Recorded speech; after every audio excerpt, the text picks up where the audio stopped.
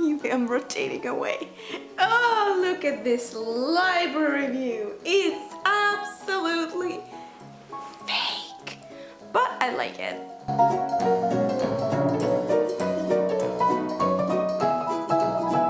A weak spot for anything librarian, you know, things like that. So I thought that would be quite a fitting change to our discourse. Anyway, another day, another haul. I realized that a few bottles here and there just kind of slipped, and I didn't mean not to show it to you, but I think I should report back of the things that I actually bought. We have here a whole box of perfumes. So without further ado, let me pull something from here. Oh yes, this was actually a very successful result of my program of sampling perfumes via Bath and Body products. I got myself a shower gel by Lapidus Rumba. This Ted Lapidus has at least two iconic, very famous when they released shippers, meaning sparkly, citrusy, patchouli / oak mossy, very green and zesty perfumes. One is called Creation, and I wanted two, and another is Rumba. I tried both of them in the form of shower gel and body cream, and Rumba is more of a sweeter, more apricot or like peachy, kind of peach jam kind of sweetness combined with a shipper zesty green mossy base. The Creation by Ted Lapidus, which I am thoroughly planning on getting at some point, it's pretty cheap, but I'm basically waiting for an opportunity to kind of throw it in with a bigger order. So yeah, I finally got myself a tester of Rumba. I was a bit worried that the experience will differ, because it's one thing to have it in a shower gel formulation, and it could be quite another to actually have it as a perfume. I must say it's a very consistent smell. I wouldn't call this a triumphant, something that you have to chase around. I would say this is a simple tart and sweet combination. If you love that idea, this is cheap to get, and it's not a big investment for you to blend by. However, if you're not a big fan of shippers in general, this might not really be the best introduction. I find that really affordable perfumes, most of them, even if I like them, they really lack depth. They lack kind of believability of their formulations, and maybe it can be easily explained by the ingredients and the price point that they end up at. However, I do have a number of affordable perfumes that are truly delightful, dimensional, have great movement, and they have kind of roundness of the scent that makes you want to explore it. This is way more flat. This is kind of like an idea of sweet peach jam with an idea of chypre kind of blended together. I think the older formulations of that such typical combination for shippers, probably like a vintage ones, will be better. So again, like I can't quite tell you that go ahead and buy it. If you like zesty perfumes in general, this could be a nice blind buy. It's cheap. I think I got it for like $15, that range. But if you don't really like them, I'm not sure this will be the best introduction. This might actually turn you away from shippers rather than attract you to them, because to me it's a bit flat, a bit simple, but I personally like it a lot. The next one, what am I gonna pull from here? It's gonna be, what is it gonna be? Oh yes, this is going to be, okay, I took everything out of the boxes. Smart. Not so. Here's one that's in its original box. This is Penhaligon's Zizonia. To be honest, I was looking for Penhaligon's Kirkus, because in one of the boutique hotels back in my privileged corporate life, when I traveled for work and I stayed in one of the boutique hotels, they chose Penhaligons as their supplier from bath and body products, and I had Kirkus in my room and I fell in love with it, and I kind of feel I might love it as a bath and body product more than I might love the actual personal perfume from like eau de parfum, eau de toilette formulations. I don't know, but I was looking for Kirkus. It's not that common. I don't know if it's discontinued or not. Not that easy to find. If you find it, it costs well over $100, which for me is kind of like, oh, I would really like, I would need to think twice. And given how huge my wish list is, always, if there is a good deal for a perfume, it will take precedence, at least for me. But I found Zizonia. I love their boxes. Penhaligons in general are very gift appropriate. Most of the formulations, the blends that they do have this like typical English kind of modesty stamp of approval on them. Even though, like, yes, Penhaligons does offer a wide variety and they have some powerhouse perfumes, but generally speaking, their florals are very elegant and work appropriate. The same goes for Zizonia. I bought it blindly just by reading the descriptions online. I love their bottles, just love the shape of them. And the Zizonia was described as a very lively floral shipper. So it's like right in the middle between a summery, elegant, flowy floral perfume and, you know, that touch of Old Spice in it. That a bit of the, like, kind of like a very recognizable fougere slash shipper. I hate to use the word masculine. It's not masculine at all. But, you know, it so happens that Old Spice, you know, it's a men's bath and body product line that people firmly started to associate with men. I disagree, respectfully so. I think shippers and fougères wear beautifully, exquisitely on women, especially if you are in a career-related environment, kind of like a professional environment. There's like just something unbelievably posh about a woman wearing a shipper or fougère. So it kind of meets the two right in the middle. You can't blame it for being too floral, and you can't blame it for being too austere or kind of like aftershave like. And that was exactly what I needed, because some of you already know, some of you don't. I've been obsessed with fougères and shippers, very uncharacteristic for me. As soon as I moved to Florida, this sticky heat, this flamboyant tropical paradise, for some reason kind of felt so smothering and so too much that I needed something a little bit zesty to kind of snap me out of this tropical coma. And I got so into it. You can see that I got Rumba, you will see I got more and more. All of these herbal essences, all of these green, tart, a little bit bitter, a little bit more like absinthe related cocktails, or gin related cocktails kind of stuff. And I really want to get a little bit more of a variety in this obsessed state of mind. So this is a nice kind of departure toward summery florals that still has a drop of refreshing, this kind of aromatic shipper in it. So Zizonia is such a good blend buy, and I got it for, you're not gonna believe this, I got it for like $44. So proud of myself for getting it that cheap.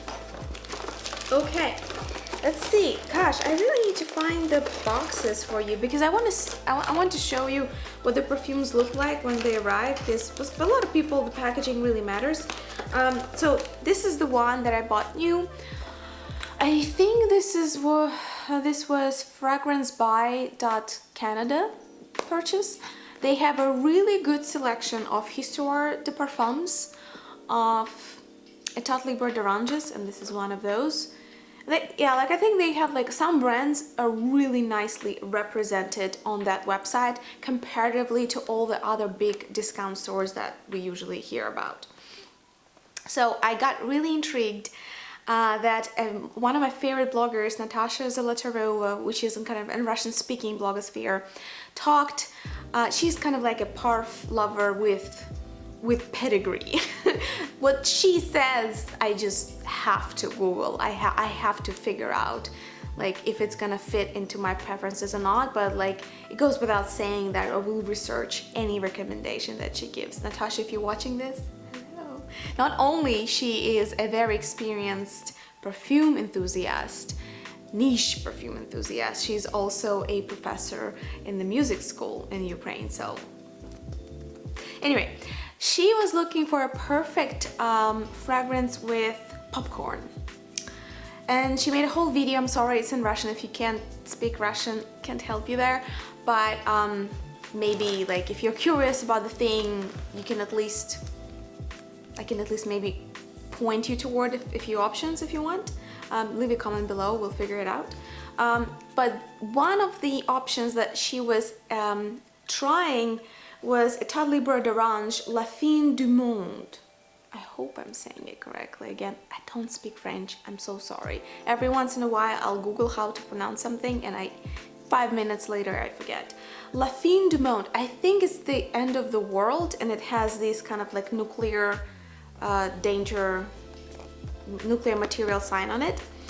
So that, to my memory, I got myself, how much? 50 ml. Oh, do I love or do I love when Etat Libre d'Orange goes gold? I have a weak spot for high quality gold packaging, but it has to be high quality. There's nothing worse than cheap gold packaging in perfumes. Nothing cheapens any object, any material object than cheap gold. So yeah, that's another rant. The La Fin Du Monde is the smell of kind of roasted, caramelized popcorn with obviously a whole perfume composition on top of that. To me, it's way more dry and kind of like put together, almost leathery, I would say, which saves, in my personal viewpoint, saves that perfume from going to a really cheesy, edible, you know, caramel popcorn category. I'm not a big fan of truly edible smells because, I don't know, to me that kind of, it's more of a detergent or like aromatic essence kind of thing rather than a perfume creation. I will quote Jean-Claude Elena from his book A Diary of a Nose when he says, I want my perfumes, it's like approximate quote, I want my perfumes to be appetizing. Edible is lazy in perfume making, but appetizing, evoking, you know, that kind of feeling, that's what I'm going for. So I must say, La Fin Du Monde, La Fin Du Monde, I think that's how you say it, is walking that fine line. In that sense, if you're truly looking for a super duper natural and believable caramelized popcorn smell, that probably is not it. But if you like the idea of it, but you want it to be a little bit more interesting, a little bit more edgy almost, then that's something to consider. So it's basically a nice crossover between gourmand and kind of like slightly smoked, leathery, or maybe even suede leather kind of combination. I just got it, so I haven't really had enough time to wear it. Let me know if you're curious about my further review of any of these perfumes that I'm going to show you, because there's so many perfumes, there's so little time. If many of you request a particular comparison and review of any family of perfumes or any particular perfume, I can do it. We just need to get the proper momentum. Next was my monthly Scentbird subscription, which I paid for myself because Scentbird doesn't reply to my emails. What's up, Scentbird? I think I like made you famous at this point, you know. We, the perfume lovers of YouTube, gave you so much free PR. You could at least give us like a fun giveaway, maybe. Just, you see what I'm saying, guys? Like, write me a comment if you think that we could do with a really lavish, generous, loving giveaway from Scentbird. Just saying, just putting it out there. Anyway, the two perfumes that I got in my queue are Acqua di Parma Mandorlo di Sicilia. Sicily, basically. So the almond of Sicily. I heard a lot of great things about this particular almond. Acqua di Parma is a famous Italian brand. It's kind of like original Jo Malone, if you wish. This is a brand that makes colognes. So all of their compositions are kind of rooted in their DNA on the basic Italian cologne principles, which is a very specific kind of type of perfume or fragrance in the perfume making. So most of their compositions have a lot of movement. They float kind of away from you, they run away from you, they fill the space, and yet they're not smothering, they're light. Most of them have some kind of bubbly or some kind of like airy, light personality because there's so much movement of them. So I thought that this would be a perfect almond for summer. What I got, to be honest, was like I barely feel almond there at all. It's mostly like just a warm base, kind of the heart of the perfume. But what strikes me the most, especially in the opening, and again, I know we shouldn't judge the whole perfume composition by the opening alone, but the opening can make or break the first impression of the perfume either way. That's what people buy. For better, for worse, but opening is important. And I think composing a balanced, exciting opening is also part of perfume making. Not the only, but also important part. But the opening to me is very heavy on anise. So like the star anise kind of spice. To be honest, I hate it. Like, I don't like this particular spice. I'm not saying the perfume, that spice is really not my cup of tea. So that was the first, it's like, oh, not for me. And then the kind of the gourmand, quieted, kind of like boiled down, very diluted, but gourmand vanilla sweetness is something that makes me feel a little nauseous. It's so weird because I do, for example, own at least 2 bottles of Comptoir Saut Pacifique, which some of you know is infamous for its edible vanilla heavy kind of compositions. But that I can tolerate. I mean, in certain circumstances, certain climate, certain temperature, certain mood. The combination of this kind of like boiling milk and vanillin with anise just gives me this really not a good feeling. Again, if you like anise as a spice, if you like vanilla, kind of edible vanilla, vanillin, if you wish, kind of perfumes, the Mandorlo di Sicilia could be for you. It does have almond in it somewhere, but it's just not, to my nose, it doesn't jump immediately. So for me, it's not almond-centric perfume. And the kind of wrapping around the almond is unfortunately just absolutely not my cup of tea. So Mandorlo di Sicilia I got, and I will probably try to either exchange with someone or sell on Mercari. In case you're interested, my Mercari store link I will link below, so you can actually get decants from the bottles that I'm showing you, and we can split a bottle. You can buy something that, you know, doesn't sit well in my particular stash and give me a little bit money to buy a new bottle and review it for you. So basically any any bottles, any decants, anything you want, you can find in the link down below. Thank you very much for your trust, for those of you who did purchase a decant or bottle from me, because all of that goes toward future perfume reviews. The second one that I got was Amouage Beach Hut for women. So Beach Hut, I thought, summer, Floridian summer. What are we talking about? This is it. This is what I'm gonna wear all summer. Well, not so fast. This is not your typical beach perfume. This has nothing to do with Estee Lauder, Bronze Goddess, and all of those SPF cream, coconut, tropical type of scents. Beach Hut, it's actually a reverence. It's a tribute to how the beach smells.